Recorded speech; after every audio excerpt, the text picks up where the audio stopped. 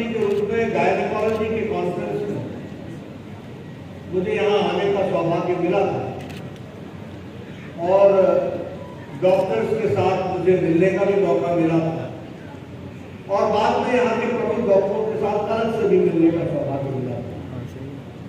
आज मैं गुप्ता जी का धन्यवादी हूँ कि उन्होंने मुझे फिर से ये मौका दिया और उन्होंने फिर से आप सब लोगों के साथ मुझे मिलने का सौभाग्य दिया और मुझे स्वास्थ्य मंत्रित्व काल को याद करने का भी मौका दिया। इसके लिए मैं आयोजकों का विशेष रूप से धन्यवाद। आज मेरे को फ्री करने वाले को क्या बोलते हैं, रिलीवर, मेरा रिलीवर मिल आया है, तो मुझे नाइट के बाद फिर नाइट पे जाना है और किसी फंक्शन में चले जाओ तो आधे डॉक्टर फंक्शन से बाहर निकल करके बोलते रहते हैं फ्लूइड दे दो उसको, थोड़ा ये भी दे दो, मैं आता हूं। ये मैं इसलिए सुना रहा हूं कि डॉक्टर कभी भी कॉकपिट से बाहर नहीं निकलता, he is always in the cockpit. घर में भी है तो क्या है, ब्लड प्रेशर कितना है, रात को बिगड़ गई तबीयत, अभी चलो। और मैं इसलिए जानता हूं क्योंकि घर में डॉक्टरों को हॉस्पिटल तक ले जाना और ले आने का काम बचपन में मेरा ही था, इसलिए मैं ज्यादा जानता हूं। मित्रों, आप सब लोग बधाई के भी पात्र हैं, शाबाशी के भी पात्र हैं। आप लोगों ने मानवता की जो सेवा की है उसको कोई सर्टिफिकेट नहीं दे सकता, उसको कोई शाबाशी नहीं दे सकता। मन का संतोष ही सबसे बड़ी शाबाशी होगी, क्योंकि जिस तरीके से आप काम में जुटते हैं इसका एहसास बहुत कम लोग कर सकते हैं। आपको खुद ही एहसास करके मन को खुशी लेनी पड़ेगी, यह मैं जरूर कहूंगा।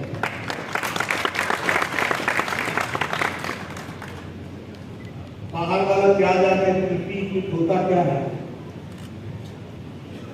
बाहर वाला क्या जाने कि मुस्कुराने वाले डॉक्टर अंदर से चारों कर रहे, पसीने से तर हो गया, घंटे से खड़ा है, जीवन और मौत से जूझने वालों के जीवन दान देने का काम कर रहा है, ये डॉक्टर है, इसको हमको समझना है।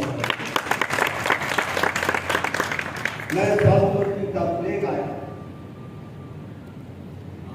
मेरे छोटे छोटे बच्चे थे, हर दिन मुझे जाना पड़ता था प्लेग वाले एरिया में, हर दिन मैं एंटीबायोटिक खा के जाता था। डर लगता था घर आने पर इनको पकड़ूं कि न पकड़ूं, क्योंकि मालूम नहीं कि प्लेग तो घंटों में दे देता। मैंने ये घटना देखी, मैं एहसास कर सकता हूं कि 1.5 साल से डॉक्टरों के परिवार की मानसिक स्थिति क्या होगी, इसको समझना चाहिए, जो हर दिन जाते हैं और जाकर के फिर डॉक्टर के कोरोना वार्ड में जाते हैं। इसलिए आपको जितनी बधाई दी जाए, जितनी शाबाशी दी जाए वो कम है। मानवता की सेवा करना, और ये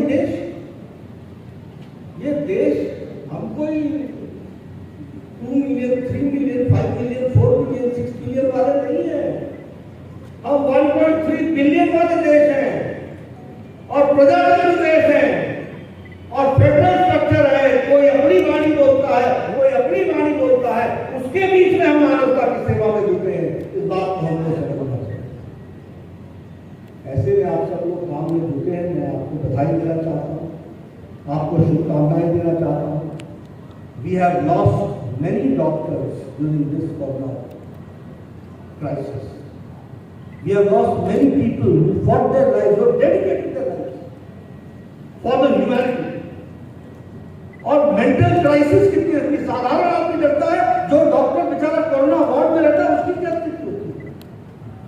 इसलिए मैं पुनः आप सबके प्रति समर्पित भाव से आपको धन्यवाद भी देता हूँ, बधाई भी देता हूँ और प्रधानमंत्री मोदी जी का संदेश देता हूँ कि सारा देश आपके साथ खड़ा है, इस बात को याद रखना। मित्रों, हम लोगों ने भी तय किया है कि हम भी 2 लाख गांव में हेल्थ वॉलंटियर्स खड़ा करेंगे बीजेपी का। आपको जानकर के खुशी होगी कि हमने लगभग 1,80,000 हेल्थ वॉलंटियर डिजिटली रजिस्टर करा दिया और उस 1 लाख में 20,000 डॉक्टर्स और हमारी ट्रेनिंग चल रही है। मैं हर बूथ पर 2 किट देने वाला हूं, हेल्थ किट। उसमें ऑक्सीमीटर होगा, उसमें थर्मल स्कैनर होगा, उसमें इम्यूनिटी बूस्टर होगा और उसमें हर तरीके से उसको जांचने के लिए और क्या जरूरत हो सकती है, ये एंटीजन टेस्ट, उसकी व्यवस्था होगी, उसकी ट्रेनिंग होगी।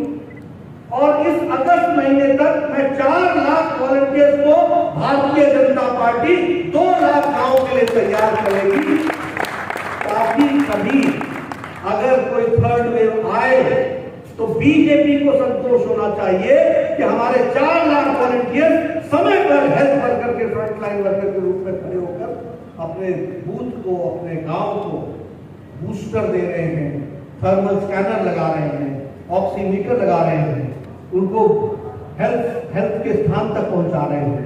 इस बात की कोशिश करने का काम हम लोगों ने करने का तय किया है। ये मैं आपसे मित्रों, हम सब लोग राजनीति में हैं।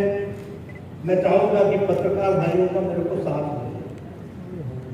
मैं इसलिए कहना चाहता हूं कि राजनीति में काम करते करते समाज में इतनी उदासीनता आ जाती है कि लोग सोचते हैं कोई आए हमें क्या फर्क पड़ता है।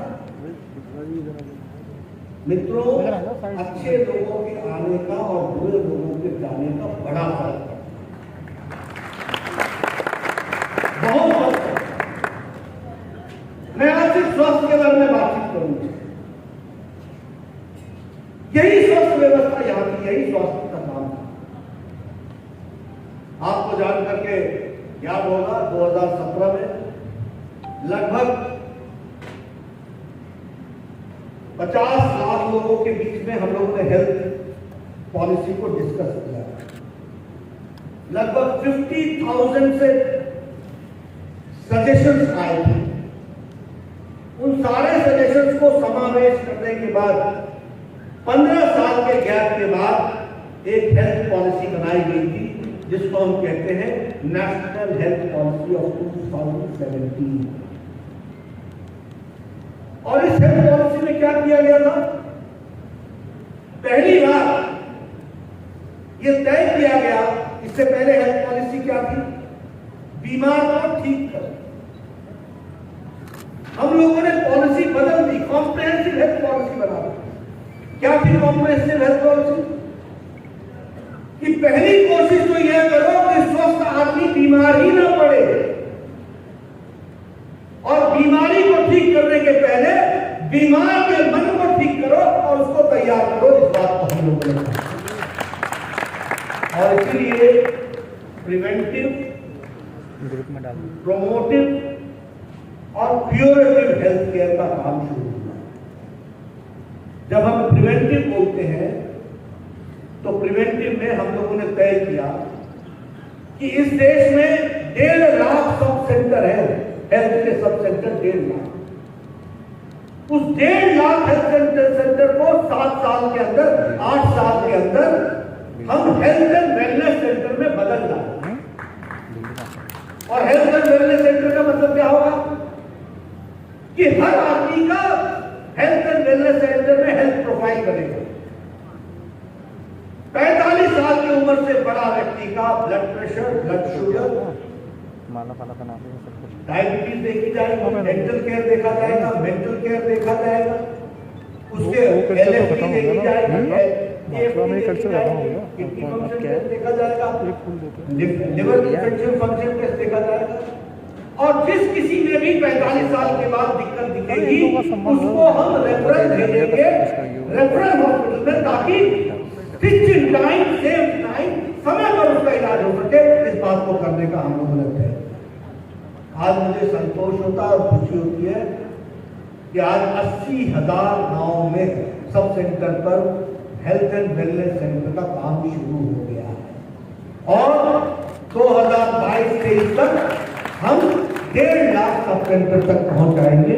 इस बात के लिए 2022 तक हम हेल्थ सेंटर तक पहुंच जाएंगे, इस बात को हम लोगों ने कोशिश की। यहाँ मैं आयुष के डॉक्टर भी देख रहा हूँ, आयुर्वेदिक डॉक्टर भी देख रहा हूँ, होम्योपैथी डॉक्टर भी देख रहा हूँ।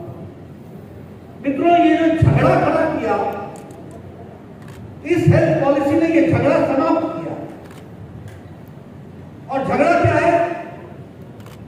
All pathies are for the humanity, सबका अपना रोल है।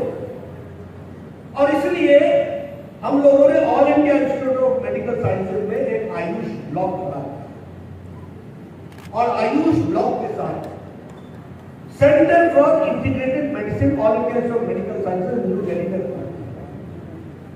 उसका कारण है कि हम जहां हमारी जरूरत है वहां कोई और नहीं होगा, लेकिन जहां किसी और की जरूरत है वहां हम भी नहीं चल पाएंगे। हम लोगों को अलग अलग नहीं चलना है, साइलो में नहीं चलना है, हमको एक साथ मिलकर चलना है। इस बात को हमको समझना है। अभी देखिए